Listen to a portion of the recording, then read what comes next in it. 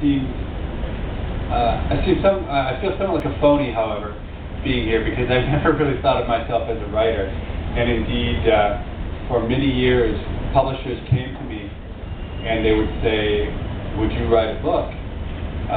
We want you to write a popular book." And I would always say to them, "Why don't you go to my webpage and read some of my academic articles?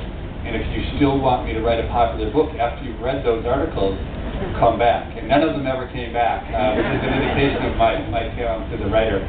But eventually, Freakonomics came to be, and I want to tell you one story, a very quick story about in the theme of transactions, about how a very unusual transaction that really is at the heart of, I think, how Freakonomics has worked, which is that eventually, after me turning down publishers repeatedly, somebody had a good idea, and that good idea would be that Stephen Dubner and I should try to write a book together.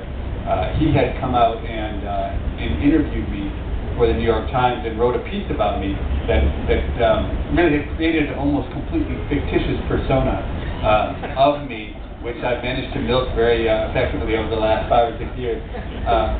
And someone said, "Well, you know, you should write a book together." Well, I didn't really want to write that book, and it turns out he didn't really want to write that book either. But what economists and journalists have in common is that if you give them enough money, they'll do just about anything. And it turned out that the publishers were willing to give us the money. So then the toughest thing, though, came down to the bargaining between Stephen Dubner and myself about how we should split the profit, how we should split the revenue, which, of course, in a partnership is always very, very touchy. So he said, "Well, what are you thinking?" And I said, "Well, I think it would be fair if we split the money 2/3 and 1/3. And he became crestfallen.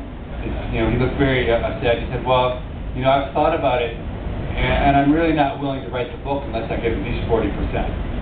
And I said, "Oh no, I meant 2/3 for you and 1/3 for me." And he said, "Oh, okay." And it was one of the most unusual things in the partnership, because almost always in partnerships, each party thinks that they're more important than the other one. But what has, I think, been really amazing about my partnership with Dubner is that I think even today, 7 years later, we're both completely convinced that 2/3 should go to the other person and 1/3 to us. And so the 50-50 split ends up being feels very generous to both of us. So anyway, it's a wonderful pleasure to be here, and I look forward to meeting more of you and hopefully not ruffling too many feathers tomorrow when I talk about my crazy and off.